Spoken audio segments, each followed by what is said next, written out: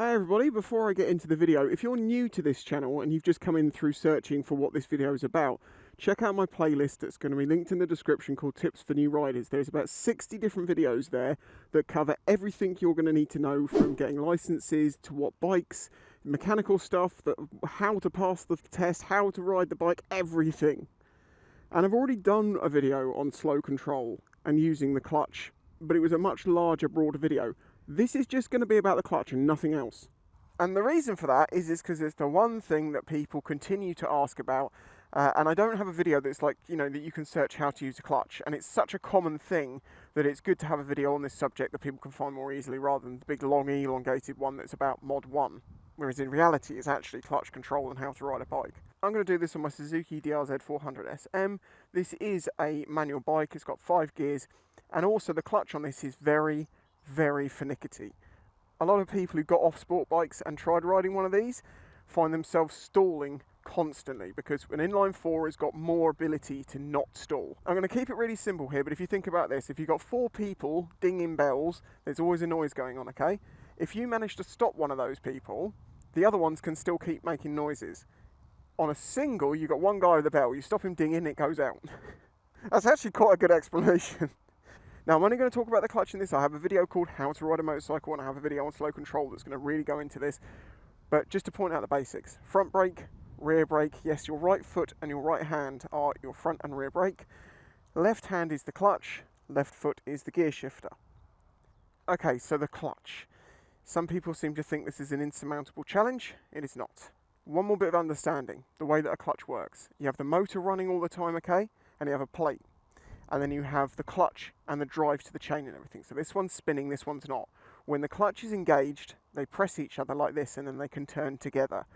When you disengage it, they disconnect from each other and they can't turn, so you don't get the power transferring through. As you bring those two together, you can obviously think of it like slipping, where you don't just go whack and it starts driving. It will just slowly pick it up and start it going. That again is a very simplified explanation of a clutch, but it will work out here.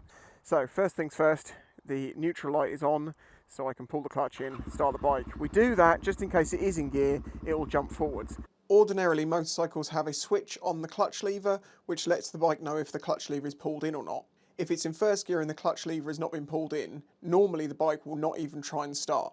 Because I have an aftermarket clutch lever on this bike, without that switch, it will try and start in first, even if the clutch is not pulled in. So this isn't something you need to worry about too much, but what can happen is the bike can think that it's in neutral when it's actually in gear. This is known as a false neutral, and when you press that button, it will leap forwards. So that's why we say it's best to pull the clutch in when you start the bike, no matter what. Some bikes require it before they'll start. I can actually show you that on this bike because I have that deactivated. So I'll put it in gear and I'll press the button. Ready? There we go. Do it with the clutch on, nothing happens because it disengages. So by pulling the clutch in, we've disengaged those two plates. Think of it that way. Okay, so now I'm going to click down to put it into first.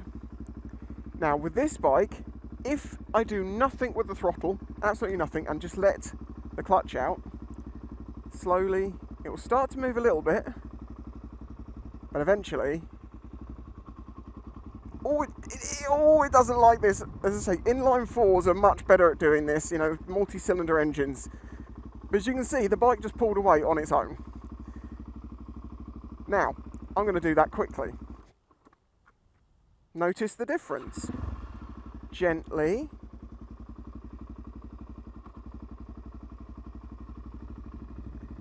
No problems at all. Quickly. Dies. Are you getting this now? So, you have to be smooth the way you let it out. If you're not getting that right, it's not going to work. Remember, as I say, that this is a disengage of the power. So another option is I just hold the revs a bit high and I gently let that clutch out. And you shouldn't do this for too long because you can burn your clutch up a bit. Check I'm clear here. So I'm going to do it again higher. See, I'm not suddenly going at 1,000 miles an hour because I'm feathering that clutch, being mean to it. But if I let go of it, suddenly, see, it jumps in. So what you're actually looking to do when you pull away with a clutch is to have enough revs that it's not going to stall, and gradually release that clutch until you can let go of it fully, and then you're riding on the throttle alone. It's really that simple.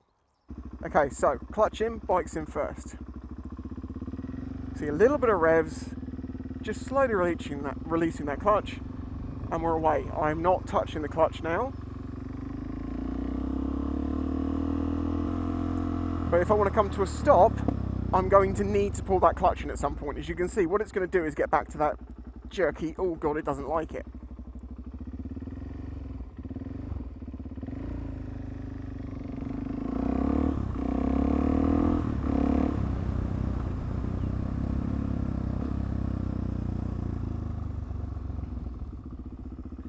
So if you find yourself going, that's the classic one, that is you let the clutch out too quickly. The clutch itself moves this much, but the bit that actually makes the difference is something like that. So you need to be very gradual about the way you let it out, and smoothly. The way it comes in and out should be smooth and no jerkiness.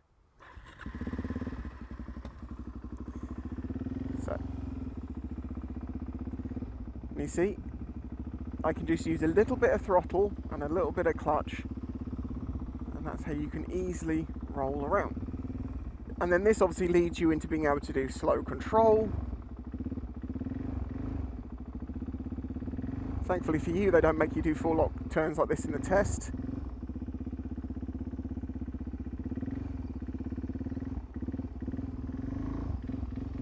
As we slow down, we can use the brakes and then use the clutch to stop it stalling at the last moment.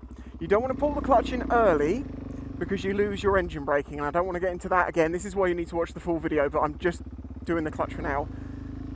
Engine braking is the equivalent of this. If I let go, look, see I'm slowing down. If I don't, it just keeps going. You want to be off the throttle and off the clutch while you slow down, because you get deceleration. So if you keep stalling, a little bit more throttle and lighter out on the clutch will do you fine. Or the alternative is you've got enough throttle and you're just being too jerky with the clutch releasing it. One of those two things. You need just a little bit of revs. Now obviously this is where you need to be careful. If you were to have too much throttle on and let go of the clutch too soon, well, the front wheel comes up. And you don't want it to be doing that in your CVT. Or on the road really. Trust me, a wheelie will cost you your licence, and you might think it won't be you, but it will be. So that's basically it. That's all the complexities of a clutch, is just feather this a bit and just make sure you've got enough throttle on. As I say, my other videos really cover changing gear, how to downshift, all sorts of things like that. So pulling away is the thing that a lot of people have the most problem with. Once you get going, it's not so difficult, because all you've got to do to change up is get off the throttle a little bit, pull the clutch in, click up a gear, and then let the clutch out, put the throttle back on at the same time. Show it again. And you can be really lazy about this if you really wanted to. You see, it's so much easier. You're not going to stall at speed. Coming to a slow, off the throttle, clutch in, down the gear, release the clutch to bring the engine braking back in, and that will slow you down. And you obviously want to use your brakes as well if necessary.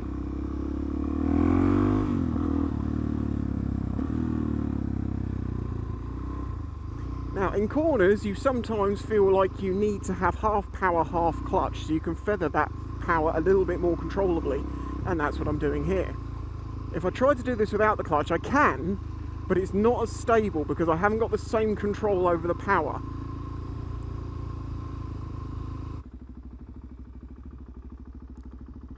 Clutch control up hills is something else you need to do.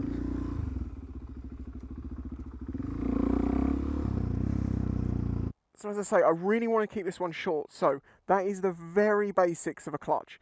I can go into great more detail in my other videos, but you're going to have to watch a slightly longer video. But don't worry about it, it's not that complicated, it's not that hard. You don't even have to be a hip-hop star. Sammy the Salmon. Just remember, as long as you're smooth with your clutch and you're not too jerky with the throttle and you keep the right amount of revs on to not stall the engine, you'll be fine. And once you're up and going, it's much, much easier. If you found this video useful, do check out the playlist, as I say, with far more information there. They'll explain this much better, with third-person views and all sorts. But I just want to get to some people who are thinking about getting a bike and being like, well, I don't know about the clutch. Do it, it's fine, it's no bother. If you enjoyed this video, smash that like button, hit subscribe if you're new here, because I'm on my way to 100k. Although I might already be there by the time this gets out. Yeah, I don't know. Anyway, until then, bye-bye.